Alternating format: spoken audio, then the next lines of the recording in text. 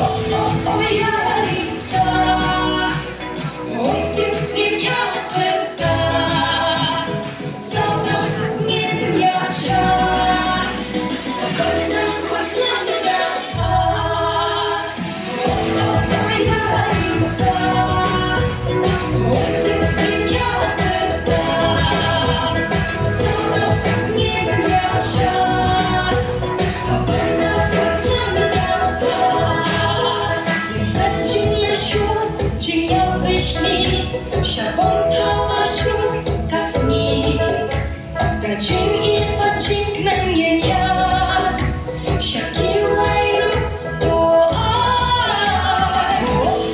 yarim sa Hoy kiyong niya perda Sa dong niya siya Habang dahon ng datan Hãy subscribe cho kênh Ghiền Mì Gõ để không bỏ lỡ những video hấp dẫn.